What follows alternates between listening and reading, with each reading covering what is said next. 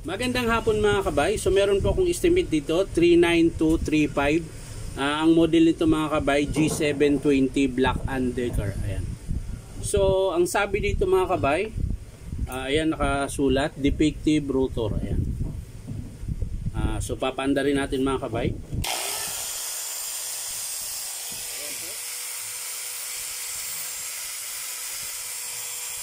Love po siya.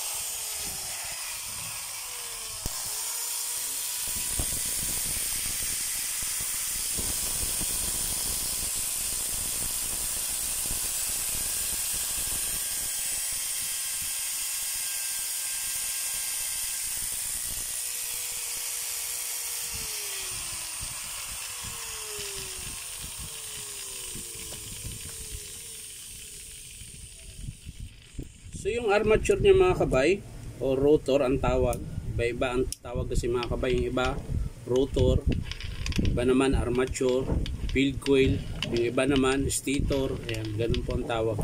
Alam ko sa Makita rotor, stator ang tawag sa kanila. Sa DeWalt field coil tsaka armature. Ayan. So yan mga kabay, titingnan natin ngayon yung armature.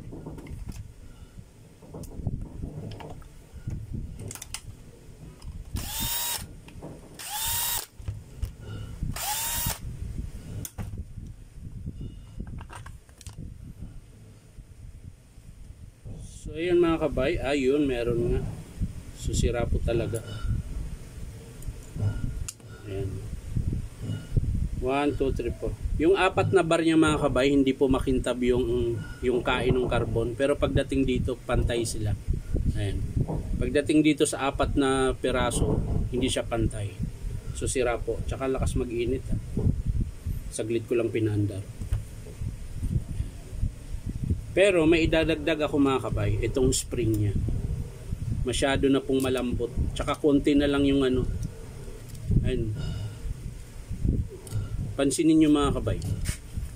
Hindi na po siya bumababa. Ayun, kung sana makita. Ayun. Yung spring niya mga kabay, nakaangat na lang. Ayun. Hindi na po siya gumagana. Ayun. Kailangan mo siyang itulak. Ayun.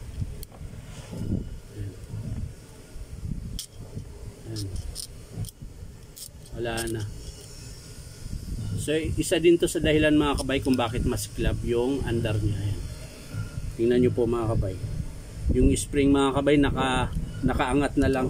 Parang nakaganon na lang siya, hindi na siya nababa. Dapat bababa siya pag walang laman, bababa siya. Ito hindi na nababa. Ayan. Parati na lang siya nasa taas. Ayan.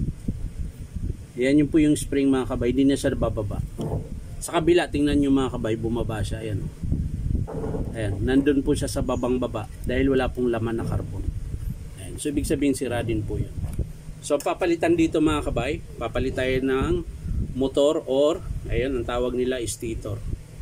Rotor pala, rotor. Ayan. Armature, tsaka carbon brass at spring. Ayan, iba po yung spring niya mga kabay. Ayan. Para rin siyang inikot na ganun. Hindi katulad nung isa na flat. Ito pabilog. Ayan. Yan po yung spring niya mga kabay. So ulitin ko mga kabay, papalit tayo ng armature, carbon brush, tsaka dalawang spring. So yan lang mga kabay, maraming salamat sa panunood at palike and share na rin po. At syempre subscribe nyo po ito aking YouTube account na Inom Tabay. So maraming salamat mga kabay, bye bye.